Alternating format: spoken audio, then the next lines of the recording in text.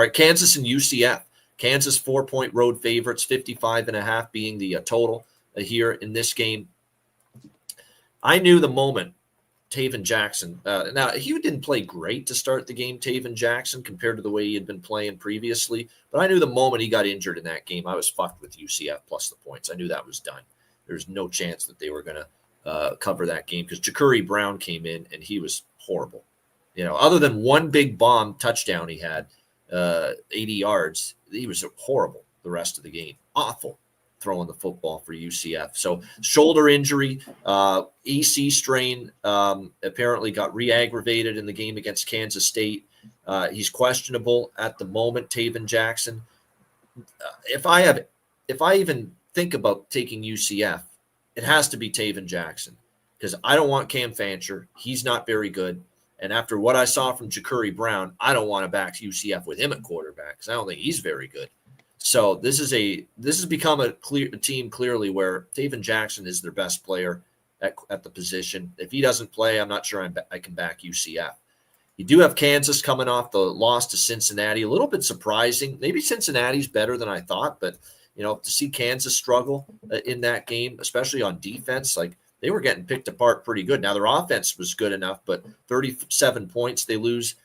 They give up and they lose 37-34 to Cincinnati. It ended up being a really, really strong game from Brendan Sorsby, and the secondary in particular was what got carved up. Unfortunately for Jalen Daniels, he played very well, 445 through the air and 4 touchdowns, and yet it wasn't enough, unfortunately, to beat Cincinnati because of the defense. So I think if it's Brown, if Taven Jackson doesn't suit up, I think I lean Kansas. I'd probably lean UCF if it is Jackson because I don't know if I trust Kansas defense on the road against a better quarterback. So after what I saw last week, I mean, Sorsby was just slicing that team last week. So we'll see. And it's one of these deals where the total, I have some interest in the over if Jackson suits up, Taven Jackson for UCF, because then I think they'll move the ball. And I certainly think Kansas's offense can move the ball on UCF. I mean, UCF struggled with a Kansas State offense last week that had been struggling, and Kansas State was marching the ball pretty good against last week. So the over I have some interest in, but I prefer the over if Taven Jackson plays a quarterback for UCF. C-Mac, what do you think?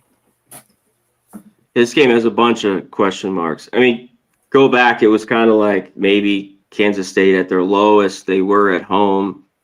So I could see that last week.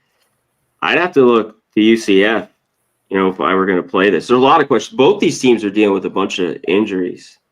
So from on both sides of the ball, Kansas and UCF. A lot of teams are. Some teams aren't, though, when I was going through some of the injury reports. It's always good when you don't have anything. You see that, on one of these teams, no injuries there. So Kansas, I don't think the same team on the road. And we've seen some of the holes that they've had with their defense. Now, the offense has looked pretty good. We see in the numbers all the ranking that they have here.